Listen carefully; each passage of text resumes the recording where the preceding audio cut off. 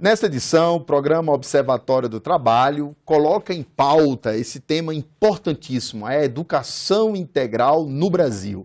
E para conversar conosco sobre essa temática, nós convidamos a professora Jaqueline Moll, que é doutora em educação, professora da Universidade Federal do Rio Grande do Sul e está responsável por essa área de currículos e educação integral no Ministério da Educação. Eu sou professora da Federal do Rio Grande do Sul e tive a oportunidade, em duas das 4 gestões do Partido dos Trabalhadores em Porto Alegre, de estar na Secretaria Municipal de Educação, em 93 e depois de novo em 91, sempre em convênios da universidade com a prefeitura. E aí, bom, fui me familiarizando com as políticas públicas e no ano de 2005 vim para Brasília, em função do meu marido, né? Meu marido, enfim, veio assumir uma tarefa aqui no governo federal e aí eu fui convidada para ir ao Ministério. Trabalhei 2 anos na Secretaria de Educação Tecnológica do Ministério da Educação, todo o plano de expansão das escolas técnicas, né, os antigos Cefetes, hoje institutos federais, a construção do PROEJA, que não deixa de ser educação integral, integrada, porque aproxima a formação humana, formação geral da formação profissional. E desde 2007, são 5 anos já, construindo esta agenda pública da educação integral através do programa Mais Educação. Então, a relação com a Unesco é anterior, inclusive, ao relatório Delors, né? Existe um relatório dos anos 70, Edgar Faure, e que é um relatório belíssimo sobre a cidade e a educação. Não é possível mais, nesse mundo contemporâneo, já nos anos 70 se dizia isso na Europa, e isso é mais do que atual, imaginar que nós vamos educar as novas gerações só na escola. A escola tem um papel primordial, ela é imprescindível, sobretudo para as crianças das classes populares, mas é preciso que a escola se conecte com o que há no seu entorno. É preciso que os muros da escola baixem e que os próprios conteúdos escolares sejam atravessados pelos conteúdos da vida global e da vida local, né? Isso é Paulo Freire também. Então, desde antes, né, 10, 15, 20 anos antes do relatório Delors, esse relatório anterior, e a relação evidente, anos 70 não é a relação que hoje há, ou que houve na época do relatório Delors, mas o Brasil vem sendo signatário desses grandes manifestos, né? E quando a gente trabalha com educação integral, imediatamente no Brasil se fala em tempo integral. Por quê? Porque nós acabamos habituando o nosso olhar a uma escola encurtada, a uma escola restritiva de direitos. Ninguém educa as crianças em 4 horas. Numa sociedade em que os pais e mães são força de trabalho, em que as famílias ampliadas, que tinham os avós, os tios, os primos, elas praticamente não existem mais, elas existem em alguns contextos, mas em geral é o pai e a mãe com seus filhos. Quem fica com essas crianças no tempo em que o pai e a mãe estão trabalhando, né? Nós comentávamos antes, as camadas médias e altas fazem os seus percursos, né? O seu filho vai na escola 4 horas, depois ele tem pessoas em casa que tomam conta, ou está na aula enfim, balé, futebol, futsal, inglês, e as crianças de classes populares. Então, quando falamos de educação integral no Brasil, nós temos que falar de ampliação de jornada, porque nós temos que trabalhar com a ideia de ampliação e consolidação de direitos educativos. Mas não há como falar disso sem falar desse paradigma diferenciado que educação integral traz para dentro da educação. Na verdade, eu brinco que a gente fica adjetivando o que não precisaria adjetivar, porque quando eu falo de educação, eu não estou falando de um programa de instrução. É evidente que eu estou falando dos conteúdos clássicos que têm que ser aprendidos na escola, inclusive como capital cultural para acesso e inserção na sociedade, mas eu estou falando de desenvolvimento sustentável, de cultura para a paz, de direitos humanos, de economia criativa e solidária. Quer dizer, eu estou falando de aprender a conviver... Educação profissional. Exato, de educação profissional, inclusive. Do ponto de vista da ampliação de jornada, quer dizer, é muito difícil um país europeu que tenha menos de 6 horas diárias, né? E 6 horas que são sempre complementadas por outras atividades. Porque na dinâmica produtiva contemporânea, moderna e contemporânea, os pais trabalham, como eu dizia antes, né? Então, é uma agenda que está posta. E, na mesma perspectiva, a ideia de uma educação que não seja só instrucional, que seja uma educação nas várias dimensões que compõem a vida humana. Quer dizer, não dá para imaginar que crianças que vivem em contextos infelizmente violentos, porque vulneráveis, historicamente vulneráveis, apesar das políticas públicas estarem fazendo um esforço para mudar essa situação, que essas crianças não tenham que ter na escola um espaço importante de aprender resolução de conflitos pelo diálogo. A escola não é uma bolha isolada, a escola vive o clima do seu entorno, né? Então, lá em 2007, quando o ministro Haddad apresenta o Plano de Desenvolvimento da Educação, uma das ações era apresentar naquele momento o Programa Mais Educação, que a partir de 2008 começa a ganhar concretude. O que é o Programa Mais Educação? Repito, ação indutora para a política de educação integral. Como é que isso funciona? Primeiro, nós temos claro que não adiantaria a presidenta Dilma, com toda a vontade, boa vontade que ela tem nessa direção, toda a compreensão e intencionalidade que ela tem expressado permanentemente em relação à educação integral, decretar que a partir de 2013 todas as escolas são de tempo integral. Nós temos um olhar muito fixo na escola de 4 horas. Alguns nem imaginam que a escola possa ser diferente disso. Nós antes referimos no bloco anterior como é que nos outros países essa agenda está posta, e é natural lá que as crianças cheguem 8 horas, 8h30 na escola e que voltem para casa às 5 horas da tarde. E aqui não. Aqui nós nos habituamos, como dizem meus amigos espanhóis, a escola como cinema, bilheteria de cinema. Tu vai num horário, vai no outro. Não, escola é de dia inteiro. Então, não adiantaria decretar. Porque nós entendemos, e nesse sentido Mais Educação vem sendo organizado desde 2007, que é preciso construir um olhar diferente, uma agenda diferente no cotidiano da escola. Então, o Programa Mais Educação leva recursos, através do Programa Dinheiro Direto na Escola, leva recursos para a escola faz uma adesão no sistema do Mais Educação, no sistema do próprio Ministério da Educação, o CIMEC, a escola faz uma adesão, a escola dentro de 10 macrocampos, com atividades que vão desde acompanhamento pedagógico para ampliar o tempo da matemática, do português, das ciências, das línguas estrangeiras e outras coisas. Popularmente conhecido como reforço escolar. Reforço escolar. Eu não gosto de falar de reforço porque se fosse bom, se resolvesse, não precisava reforçar, né? Estaria dado naquele tempo que a escola tem. Mas a gente gosta de chamar de acompanhamento pedagógico até para fazer as pessoas pensarem nisso. Mas além disso, atividades de cultura e artes. E aí vem desde banda escolar, passando por hip hop, passando por canto coral, teatro, dança. São milhares os grupos que a gente tem de várias modalidades culturais, passando por esporte e lazer. Educação ambiental. Educação ambiental, direitos humanos, promoção da saúde, comunicação e uso de mídias. Nós temos induzido a organização de jornal escolar, de rádio escolar. E a propósito disso, nós estamos aqui no programa de TV, nós estamos criando, através do Mais Educação, uma geração de meninos que vão seguir pelos campos da comunicação, né? Além disso, cultura habituados digital, com esse mundo da mídia, o mundo da comunicação, do rádio, da televisão. Né? Habituado com as câmeras, com os microfones, com os públicos, né? E além disso também educação econômica, né? Porque nós entendemos que é preciso vincular desenvolvimento sustentável à educação econômica. Que consumo é esse? Consumo consciente e aí todas as estratégias de organização juvenil. Então, dentro disso, certamente, a economia solidária. Economia solidária, sem dúvida nenhuma. Economia que nós chamamos de solidária e criativa, né? Então, dentro de todos esses que nós chamamos de grandes macrocampos, a escola faz a escolha de até 6 atividades. Atividades que dialoguem com o seu projeto educativo, aquilo que se chama normalmente de projeto político-pedagógico, que eu gosto de chamar de projeto educativo. Tá? E a escola escolhe e começa a implementar.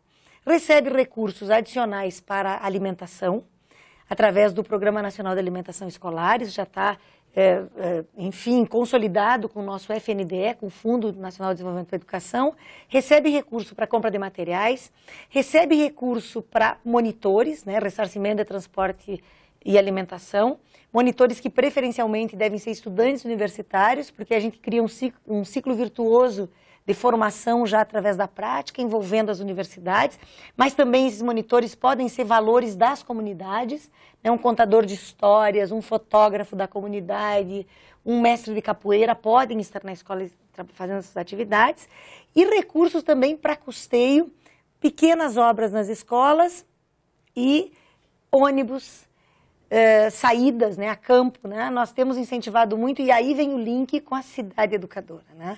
Porque o Mais Educação, ele vai induzindo a escola a ampliar seu território. Era isso que eu queria te perguntar. Dentro do projeto da cidade educadora e do bairro escola e tal, você tem ideia de uma escola integrada. Me chamou muita atenção essa ideia. Uma escola que se integra à comunidade, aos vários setores dela. É isso que eu queria que você falasse mais para a gente agora sobre esse aspecto. O programa Mais Educação busca o tempo integral e busca esta escola integrada e integradora das várias possibilidades formativas da comunidade. Qual é a ideia importante que está aí? E eu vou insistir, Denizar, nas ideias, porque eu acho que nós estamos... Não é só uma metodologia nova, poderia até ser. Até porque, do ponto de vista da metodologia de ensino, se vai incluindo outros elementos. Mas nós estamos falando de uma mudança de paradigma.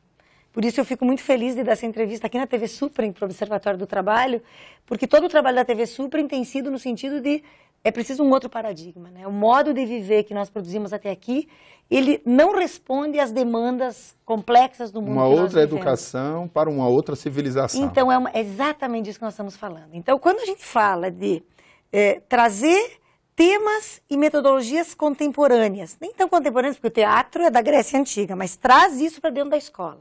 E permite que elas deem nova vida, inclusive, às áreas e aos conhecimentos que estão no cotidiano da escola. Ao mesmo tempo, a gente quer buscar o que tem de melhor no entorno da escola. O Mais Educação tem induzido, nesse sentido da cidade educadora, ao mapeamento de tudo aquilo que as cidades têm, que podem ser, tudo aquilo que pode ser utilizado no processo formativo das crianças. Espaços, então, que museus, que praças, que parques, auditórios, a Câmara de Vereadores se reúne onde? Quais são os espaços da cidade que podem ampliar o território físico da escola, inclusive? Né? Como se fosse uma chamada à comunidade de responsabilidade. Todos são educadores. Todos somos responsáveis. Todos são responsáveis, e aí, corresponsáveis pela educação integral da comunidade. Pela educação. Né? A gente chama de integral porque a gente precisa afirmar, mas a educação deveria ser integral, né? Porque a gente adjetiva o que não deveria ser adjetivado, não precisaria, numa outra perspectiva. Mas eu vou evocar aqui Hannah Arendt, né? Essa ideia de que quando existem crianças e jovens no grupo humano ao qual a gente pertence, todos os adultos desse grupo são responsáveis pela educação das novas gerações. O pipoqueiro que está na frente da escola e que está vendo que o tráfico está se aproximando da escola, pode ser um elemento super importante para conversar com a diretora, para conversar com os jovens, para dizer, olha, cuidado com isso. Então, essa ideia de que só a escola cabe educar as novas gerações, é uma ideia que tem que ser superada. Né? A escola tem um papel específico. Há saberes que só na escola serão aprendidos e a gente sabe disso. E a escola é muito importante, ela tem um papel civilizatório. Nós não chegamos naquilo que o Ivan Illich queria desescolarizar, não dá. Não é possível. Há, inclusive, bairros populares, Brasil afora, em que o único espaço público é a escola. Inclusive, a minha tese de doutorado trata disso. A escola como polo de organização daquela comunidade inteira. Então, o Mais Educação busca organizar todos esses potenciais territórios educativos, as políticas que estão nesses territórios, por isso toda a política das salas verdes, o próprio segundo tempo como uma ação importante. Por que tem que ter segundo tempo? Porque o tempo da escola é muito curto. Né? Preâmbulo. O Mais Educação está em todos os estados da federação. Pela primeira vez na história, e a gente tem elementos importantíssimos na história da educação integral, com Anísio na Bahia, com Darcy Ribeiro e Brizola no Rio de Janeiro, os CELS, inclusive, em São Paulo, com a prefeita Marta, que são uma semente desse processo, mas eles foram muito localizados. O Ministério da Educação conseguiu construir uma estratégia que está em todos os estados da federação, do Oiapoque ao Chuí, enfim, em todos os quadrantes. Nós temos experiências de boas escolas em todas as capitais. Quem é que se destaca? Belo Horizonte, porque Belo Horizonte vem de uma trajetória de debates desde a escola plural, né, já nos anos 90, passando pela escola integrada e trazendo porque o Mais Educação não pretende ser uma camisa de forças. O governo federal pretende fazer o que nós chamamos de um DOIM pedagógico. Né? O Gilberto Gil, nosso ministro, ex-ministro da Cultura, falava no DOIM antropológico que os pontos de cultura representavam. Nós queremos fazer um DOIM pedagógico. Como é que a gente estimula o que tem de melhor para o processo educativo dos nossos estudantes? Professora, nós falávamos das experiências bem-sucedidas, Brasil afora. Recife, eu assisto aquele documentário e fico emocionado, minha cidade natal, ao ver lá as crianças aprendendo educação ambiental, ali navegando pelo Rio Capibaribe. Isso. Você falava das experiências de Belo Horizonte, do Pará. Fala um pouquinho sobre essas experiências bem-sucedidas em várias cidades do Brasil, aquelas que se destacam, porque há sempre aquelas que estão na ponta. São infindáveis, né? Eu dizia que o Mais Educação não é uma camisa de força, ele dialoga com aquilo que a escola tem de melhor, então ele potencializa o que a escola tem de melhor. Então nós vamos ter, por exemplo, no Rio Grande do Sul, a experiência do bairro Escola, em Porto Alegre, né? E que seguramente vai se aprofundar nos próximos anos, que busca essas inter-relações entre a escola e a comunidade. E ali na região metropolitana, para começar pelo sul, a cidade de Canoas. A cidade de Canoas, a propósito exatamente da agenda de uma cultura da paz, aproximou, organizou os territórios da paz, aproximando as atividades da escola, das atividades da comunidade, as rádios escolares, pouco a pouco vão se transformando em rádios comunitárias. Nós temos hoje milhares de rádios escolares, milhares de jornais escolares que estão se concretizando como instrumentos de comunicação daquele grupo, né? Nós podemos citar uma experiência belíssima de Diadema, São Paulo, também região metropolitana, do Circo Escola, em que as crianças vão recuperar saberes que são saberes populares, né, no DNA de gerações anteriores à nossa. Inclusive com recuperação de autoestima, que é uma coisa importantíssima. Né? Aliás, Denizara, eu acho que a gente tem que falar disso. Falar em educação integral, claro, é falar de ampliação de tempo e de todas essas coisas que estamos falando, mas se o professor não tiver um outro olhar em relação a esses meninos e meninas, porque lembrem, nós somos uma sociedade de uma tradição colonialista, escravista, ainda mesmo muito desigual, né? Muito desigual, profundamente desigual, e não somos oficialmente uma sociedade de castas, nem a Índia é mais, mas as castas estão no coração das pessoas. E são inúmeras as crianças que chegam na escola a cada dia e que o olhar da professora, o silêncio da professora já dá conta de que ela não acredita naquela criança. Então, a base para a educação integral é nós passarmos... Às vezes o professor não acredita nem em si mesmo, nem no próprio trabalho, porque não está motivado para aquilo. Isso. E nem mesmo recebendo um salário adequado, muitas vezes. Então, assim, nós temos que voltar às bases da pedagogia moderna, temos que voltar a Comênios, a Rousseau, a Pestalozzi, porque todas as crianças são capazes de aprender aquilo que nós quisermos ensinar. Depende do modo como nós dispomos os meios para que esse processo aconteça. Então, o problema de aprendizado na escola pode ter um ou outro caso, de questão mais pessoal, mas é um problema das condições nas quais aquele aprendizado acontece. E há inúmeros exemplos disso. Eu estava dando exemplos aqui, vamos para o Nordeste, a Bahia está com um trabalho muito bonito, a cidade de Salvador, as escolas estaduais da Bahia com experiências muito importantes de recuperar toda a tradição de cultura popular, das religiões populares, da afrodescendência. E nós temos muitas experiências afirmativas, isso está na lei, né? 10.639, 10.639, é preciso que a escola seja espaço de que a nossa história, essa história de miscigenação que nos faz esse país tão rico e tão diverso. Ou seja, uma educação contextualizada. Acho que a questão que se coloca aqui é a questão de como nós, adultos dessa sociedade, nos relacionamos com essas crianças, né? Eu digo de novo o que disse antes, não, a violência que acontece dentro da escola, ela não nasce dentro da escola, ela nasce fora da escola, ela nasce no silenciamento que muitas populações sofrem, aquilo que Ecléa Bose... Na exclusão social. Na exclusão social, né? A Ecléa Bose, uma grande antropóloga, professora da USP, tem um livro que chama Memórias de Velhos, e Ecléa traz a ideia do desenraizamento, quer dizer, todo esse processo que foi trazendo as pessoas para as periferias das grandes cidades, foi desenraizando. Desenraizando das suas tradições, das suas alegrias, das suas histórias. Da sua identidade. Da sua identidade. Quer dizer, e esse sujeito que se vê sem referências, ele busca aquilo que está mais perto. E, infelizmente, o que está mais perto é infelizmente ainda, uma parte da mídia que o dia todo bate no modo violento como as pessoas têm resolvido os conflitos, têm enfrentado as suas diferenças.